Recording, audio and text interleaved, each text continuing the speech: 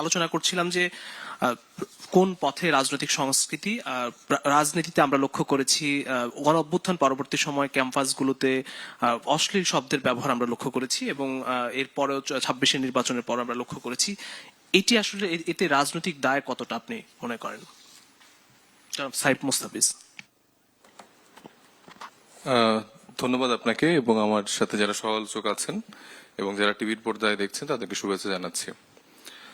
দেখুন, আমাদের জুলাই পরবর্তী সময়ে আমাদের রাজনৈতিক পরিস্থিতি বা আমাদের বিগত সময়ে আসলে আন্দোলন সময়ের রাজনৈতিক পরিস্থিতি সব মিলিয়ে আসলে যেই পরিস্থিতি দাঁড়িয়েছে সেটা নিয়ে আমি শুনছিলাম আমার পূর্বে সহ-আলোচক যারা কথা বলছেন।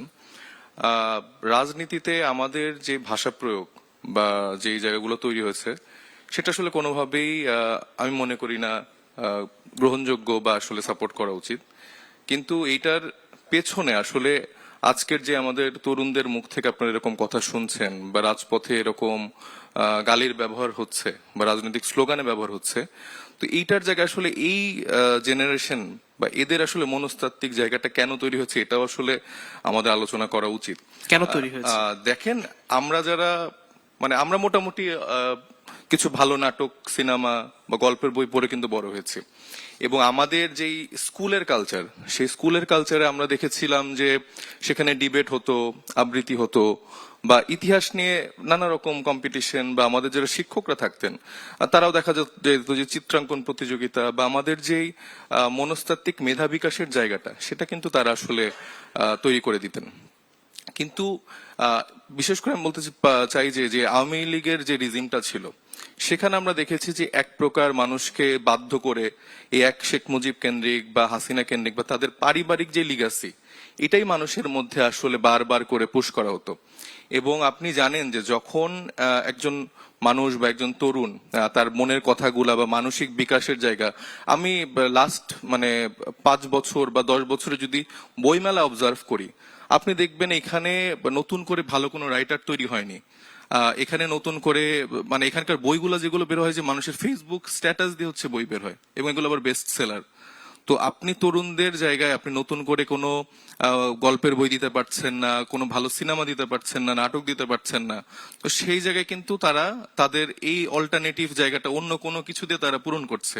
আপনি তাদের জন্য খেলার মাঠ তৈরি করে দিতে পারছেন না। তো এই জায়গাতে তারা হচ্ছে যে আরো অন্য কোনো কিছুতে হয়তো বা ইনভলভ হয়ে যাচ্ছে। এতে আসলে রাজনৈতিক দলগুলোর ইন্ধন ছিল কিনা?